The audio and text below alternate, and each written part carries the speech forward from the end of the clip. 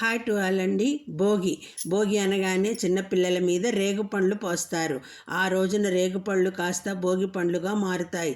రేగి పండ్లను పిల్లల తల మీద పోయడం వల్ల శ్రీమన్నారాయణుడి దివ్య ఆశీస్సులు లభిస్తాయని భావిస్తారు.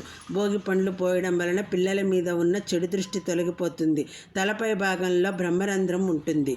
భోగి పండ్లను పోసి దాన్ని ప్రేరేపితం చేస్తే పిల్లల్లో జ్ఞానం పెరుగుతుంది.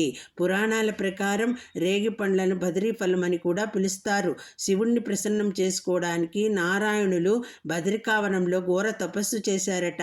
ఆ సమయంలో దేవతలు వారి తలల మీద బదిరీ ఫలాలను కురిపించారని చెబుతారు. ఆనాటి సంఘటనకు ప్రతీకగా పిల్లలను నారాయణుడిగా భావించి భోగి పండ్లను పోసే సాంప్రదాయం వచ్చిందని ప్రతీతి. భోగి ముగిశాక సూర్యుడు దక్షిణాయనం నుంచి ఉత్తరాయణానికి మరలుతాడు. ఆ రోజే మకర రాశిలోకి అడుగు పెడతాడు. సంక్రాంతి సూర్యుడి పండుగ కాబట్టి సూర్యుడిని పోలిన గుండ్రని రూపం, ఎర్రటి రంగు కారణంగా దీనికి అర్కఫలం అనే పేరు వచ్చింది.